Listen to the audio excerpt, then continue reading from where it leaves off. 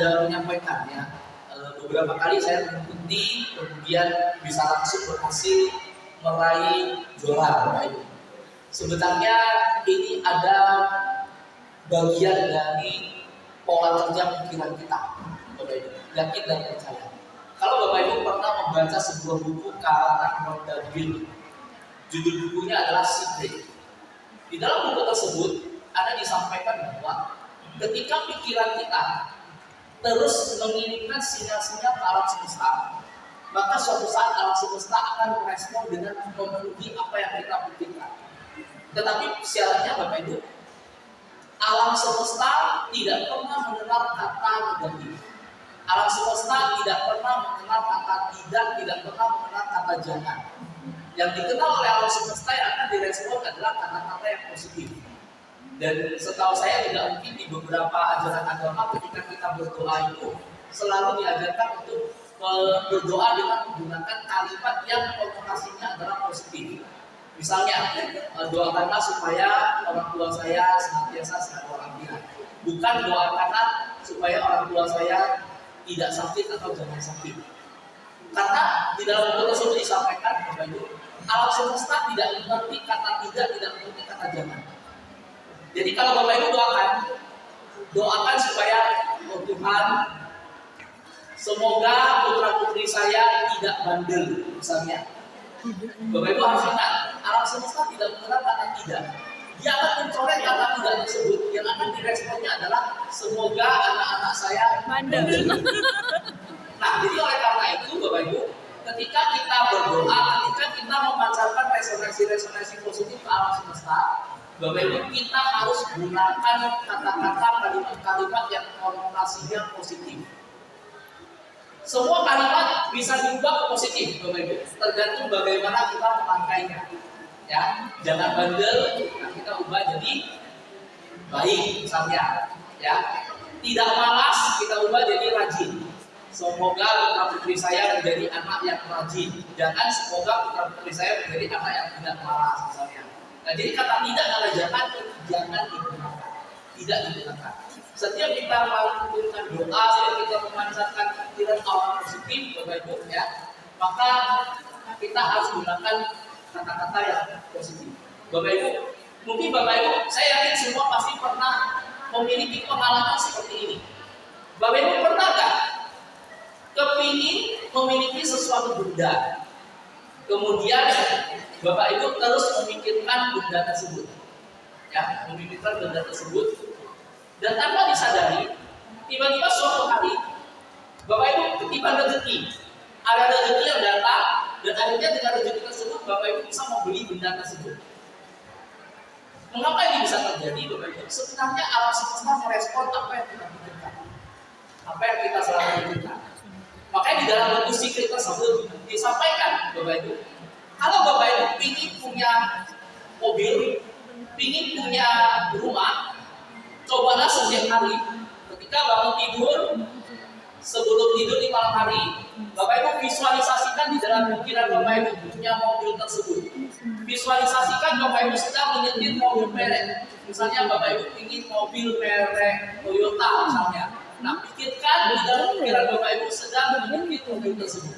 Lakukan secara konsisten.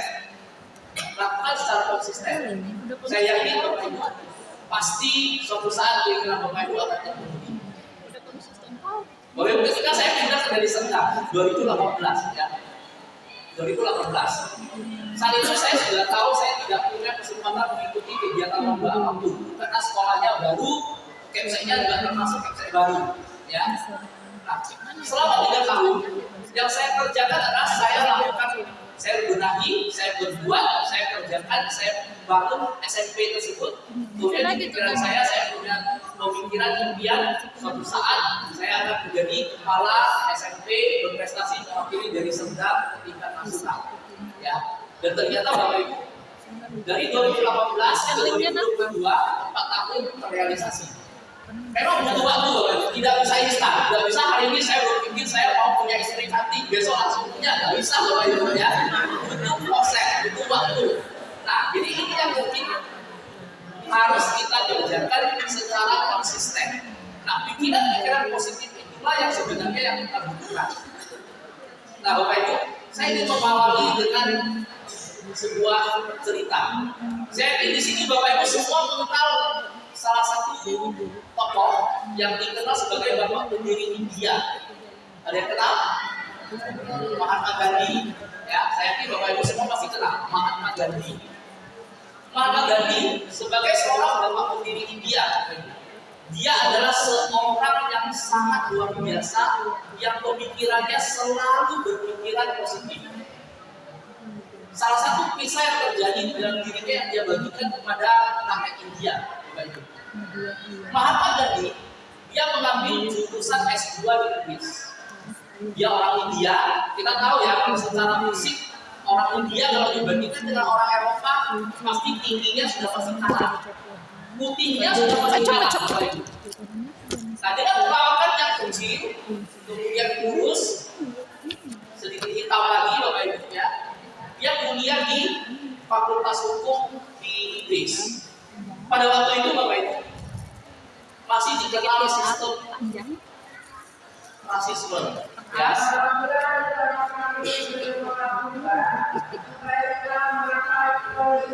Jadi dia sedang mengikuti salah satu sesi perkuliahan hukum.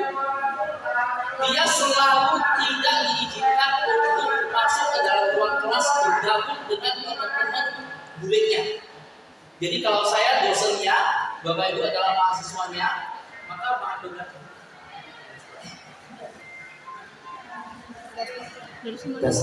Maka Mahatma Gandhi, Bapak Ibu, dia akan selalu berada di depan pintu. Mejanya itu adalah di depan pintu masuk. Mejanya Mahatma Gandhi. Ya. Nah, itulah sikap rasisme yang masih terjadi di Inggris pada waktu itu. Tetapi Mahatma Gandhi walaupun demikian, dia tetap senantiasa berupaya untuk berpikiran positif, Bapak Ibu. Dia terus berupaya berpikiran positif. Hingga suatu ketika jam makan siang, Mahatma Gandhi sudah berada di kantin kampusnya. Dia sudah mengambil makanan, Bapak Ibu, dia sudah ambil makanannya. Dia mencoba, saya mendekati PDKT dengan dosen saya. Jadi setelah dia mengambil porsi makanannya, dia coba untuk duduk di samping dosennya. Tujuannya dia mau PDKT, mendekati dosennya supaya hubungannya bisa baik. Ya. Nah, tetapi Bapak Ibu, apa yang dikatakan oleh sang dosen? Dosennya berkata kepada Mahatma Gandhi. Dia bilang, a pig and a bird cannot sit and have lunch together.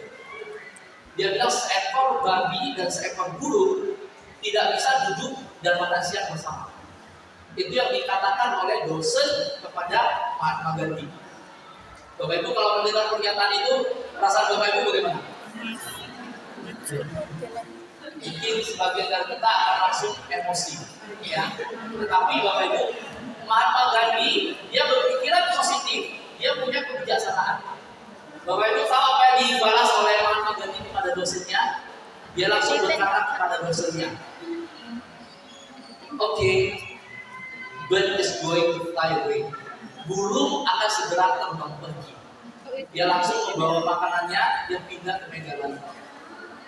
Bapak Ibu ngerti apa yang dimaksud dengan jawabannya Mahatma Gandhi? Dosennya berkata, seekor babi dan seekor burung tidak bisa duduk bareng makan siang bersama. Mahatma Gandhi menjawab, "Oke, burung akan langsung terbang pergi menjauh." Berarti dosennya menjawab sendiri ya.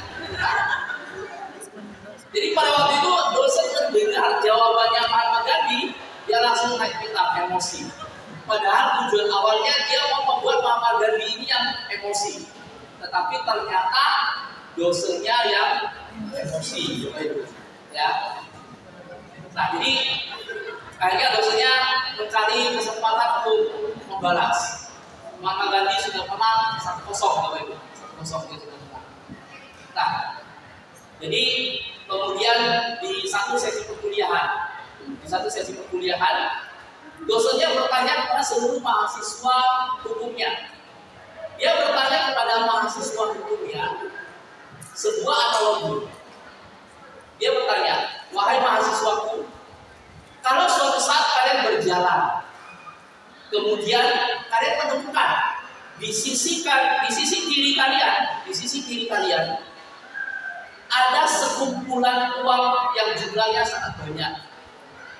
Di sisi kanan kalian ada sejumlah kebijaksanaan yang bisa kalian ambil. Sisi kiri ada uang, sisi kanan ada kebijaksanaan. Dosennya bertanya kepada para mahasiswanya, kalian akan pilih yang mana? Kalau Bapak Ibu pilih mana? Uang. Uang atau kebijaksanaan? Pak, saya pilih uang karena saya pilih yang saya tidak punya. Nah, jadi pada waktu itu seluruh mahasiswa di Inggris mereka menjawab, kami akan memilih kebijaksanaan. Pilih uang karena saya Mahasiswa akan memilih apa yang tidak saya punya. kebijaksanaan. Berarti saya udah Ya, dosennya berpikir, nah ini saatnya saya mengalahkan Mahatma Gandhi. Dia tanya, kalau kamu Gandhi, apa yang akan kamu pilih? Mahatma Gandhi menjawab apa itu? Saya akan memilih sebuah uang yang banyak tersebut. Pada waktu itu mahasiswanya tertawa, termasuk dosennya tertawa. Dan dosennya mengatakan, ya, memang pantas kamu memilih segepok uang. Sebenarnya tujuan dosennya itu ingin menghina Mahatma Gandhi. Ya. Ketika dosennya mengatakan memang pantas kamu memilih uang, Mahatma Gandhi dia langsung berdiri. Dia langsung menjawab dosennya. Sir, people will always choose what they don't have. Orang selalu akan memilih apa yang tidak mereka miliki. Begitu mendengar pernyataan tersebut, dosen dan teman-temannya semua langsung terdiam dan malu.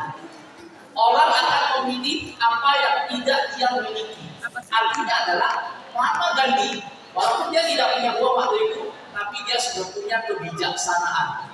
Sementara teman-temannya yang di Inggris, mungkin pada waktu itu memang mereka semua sudah punya uang, berasal dari keluarga mampu, ya karena kuliah hukum S2. Tetapi mereka belum memiliki kebijaksanaan. Mendengar pernyataan dari Mahatma Gandhi, Bapak Ibu, dosennya malu. Kalah dia 2-0.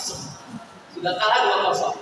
Bapak Ibu bayangkan, kalau kita berada di posisinya Mahatma Gandhi, mungkin kita sudah berpikiran, kita sudah emosi, marah-marah dan akhirnya merugikan diri kita sendiri.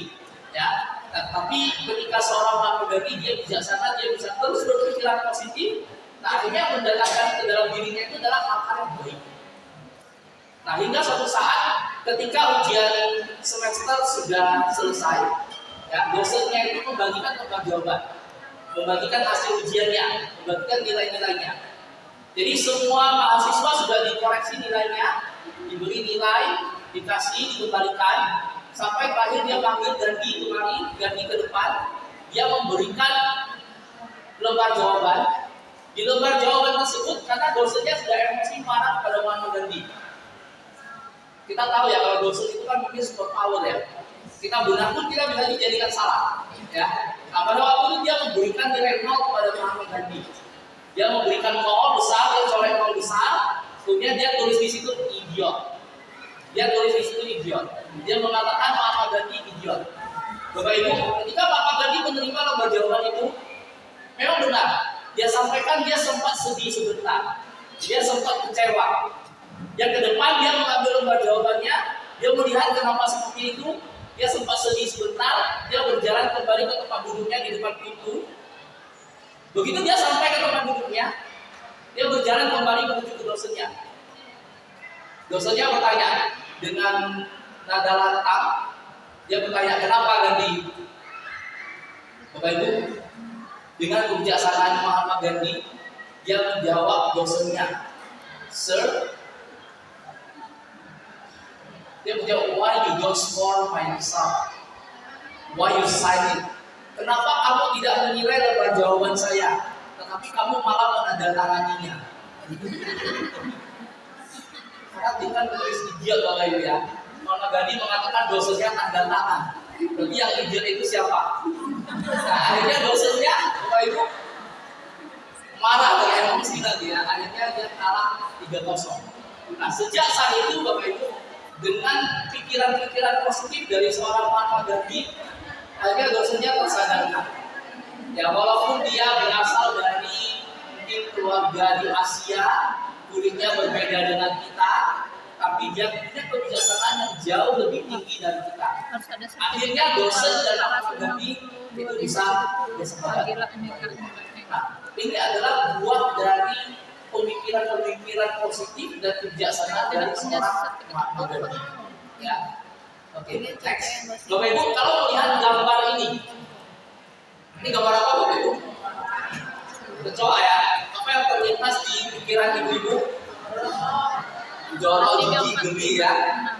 Nah, semua orang pasti akan berpikiran kecoa ini jijik, geli, jorok ya. Tetapi Bapak Ibu, kita harus ingat kalau kita mempelajari sejarah, kecoa ini adalah salah satu makhluk yang sudah ada sejak zaman purba dan dia bisa eksistensi hidup sampai saat ini. Kalau kita melihat ini adalah sesosok makhluk yang mungkin jijik bagi kita, ternyata Bapak Ibu, satu pernyataan yang sangat luar biasa yang pernah saya dengar, segala sesuatu yang diciptakan oleh Tuhan pasti ada manfaatnya. Setiap dari kita Bapak Ibu sebagai manusia terlahir ke dunia ini, Tuhan menghadirkan kita ke dunia ini, menciptakan kita, pasti ada makna dan tujuan di balik itu. Apakah Tuhan ingin kita membesarkan anak-anak kita menjadi orang yang sukses melalui kita, atau Tuhan mungkin ingin memajukan Dewi Serdar melalui Bapak Ibu nanti yang mungkin akan merangkap jadi kepala dinas, siapa tahu ya. Nah, jadi bahkan seekor kecoa pun ternyata punya manfaat. Kecoa Bapak Ibu melalui kotorannya dia bisa menghasilkan nitrogen yang akan sangat berguna untuk tanah, yang akan sangat berguna untuk menghasilkan kebutuhan suplai nitrogen yang ada di bumi kita ini. Dan saat ini Bapak Ibu, dari organ tubuh kecoa yang dibedah, karena para ilmuwan kan bingung, kok kecoa dari zaman purba bisa hidup sampai sekarang? Selain kemampuan berkembang biak yang cepat, kemampuan apa lagi yang dimiliki kecoa? Nah, ternyata di dalam tubuh kecoa punya satu zat antibiotik yang bisa membuat dia bertahan hidup di tempat atau daerah yang paling kumuh sekalipun, paling jorok sekalipun, dia bisa bertahan hidup. Dan zat yang ada di dalam tubuh kecoa itu saat ini sedang diambil oleh para ilmuwan untuk dijadikan antibiotik yang bisa nantinya berdampak bagi kesehatan kita manusia. Nah, jadi mungkin selama ini kita melihat kecoa ini jijik, geli ya, nah, tetapi dia juga punya manfaatnya.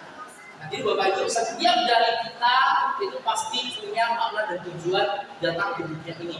Bapak Ibu terpilih dari berprofesi sebagai seorang guru, kepala sekolah, pengawas, pasti ada makna dan tujuan di balik itu semua. Yang terpenting adalah bagaimana kita terus mengembangkan hal-hal positif, terus mengembangkan pikiran-pikiran positif. Oke, next. Ini ada sebuah video Bapak Ibu ya. Mungkin Bapak Ibu sudah nonton karena ini videonya cukup besar.